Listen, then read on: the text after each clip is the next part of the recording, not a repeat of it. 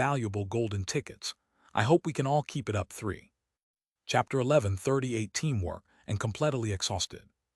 Bai Zemin was not very clear about what the world tree was and what its specific purpose was.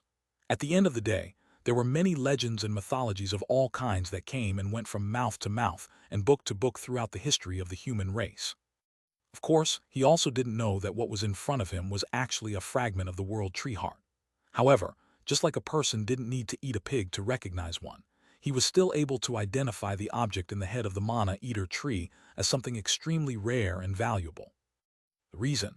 In addition to his practically bestial sense howling in his heart for him to take it quickly, Bai Zemin was definitely not blind. In the midst of the darkness that surrounded him after digging more than 5 kilometers deep, that beautiful faint green shimmer that exuded a kind of warmth that soothed and calmed the soul was definitely not something normal or low-grade. Zemin, quickly take the fragment of the world tree heart. World tree heart. Bai Zemin jumped in surprise when he heard Lilith's urgent voice. Lilith panicked because she knew how precious the world tree heart was. No, anything related to the world tree was precious and priceless, to begin with.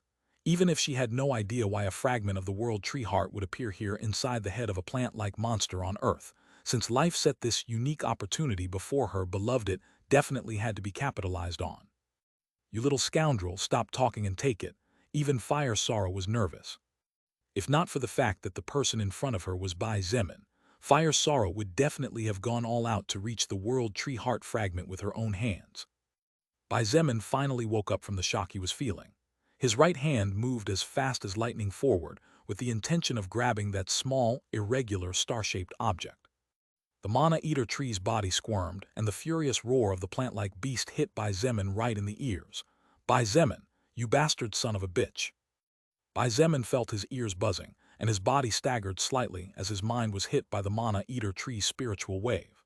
His vision went blank for an extremely short moment, but when Bai Zemin regained control over his body, he immediately sensed danger, and out of pure instinct raised his left hand to cover his face as he tilted his upper body back. A flash of pain shone in Bai Zemin's exhausted eyes as the battle gauntlet on his left hand could not resist the piercing of a golden-colored root at all. Red blood with tiny specks of golden color splattered his face and ran down his armor, but this sight that could have frightened anyone only served to enrage him even more. Impossible! The mana eater tree roared in shock at the sight of Bai Zemin, actually waking up less than 1 second after it used its mental confusion skill. Imprinted in the skill's records was the fact that any soul evolver below the mana eater tree's level would suffer a 1-second daze at the very least. Just go to hell already. Bai Zemin's mouth opened wide, and his throat contorted oddly as he activated his own stun skill. Roar! On the outside, the mana eater tree staggered as its mind went blank after being hit squarely by the war cry skill. Although the Saint of the Absolute Felix also staggered slightly, he still managed to recover rather quickly since he was not the main target.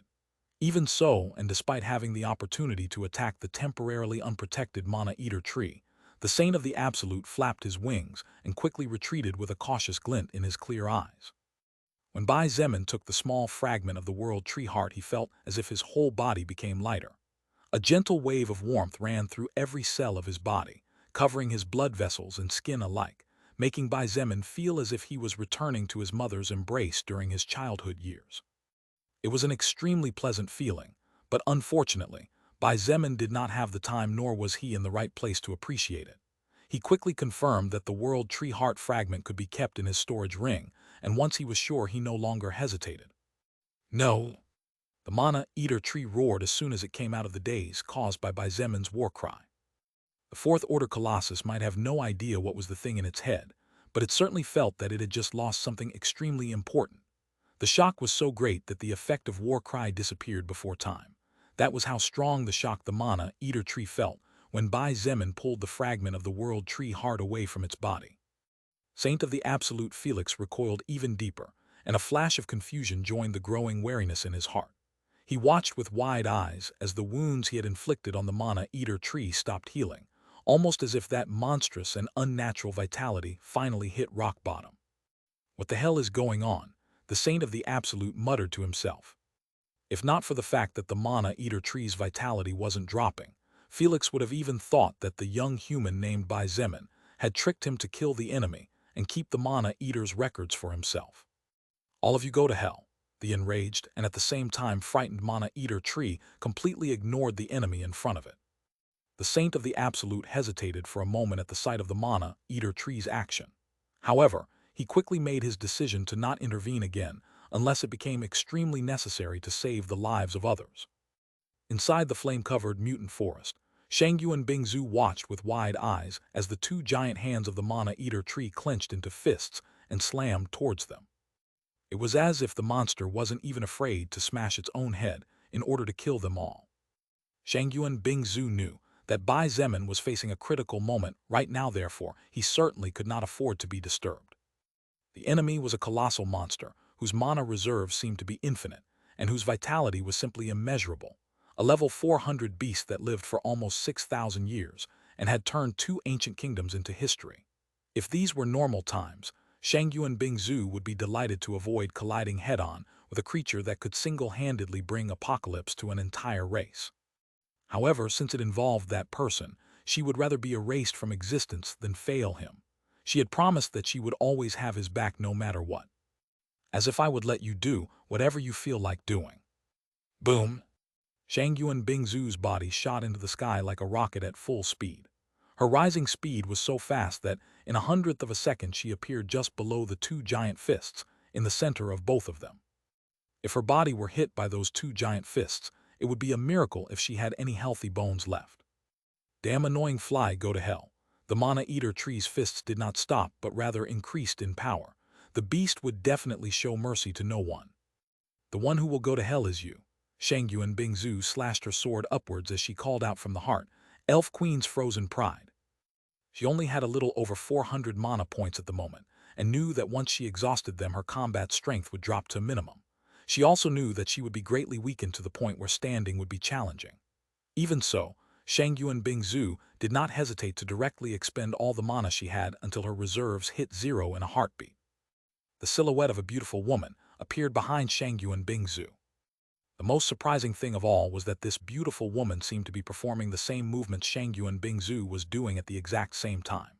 Furthermore, while it was true that Shangyu and Bingzu had used this skill on numerous occasions in the past to take down extremely powerful enemies, this time the silhouette of the beautiful woman was significantly clearer compared to the other times. The pupils of Saint of the Absolute Felix trembled slightly as he shot backwards hurriedly. Swoosh!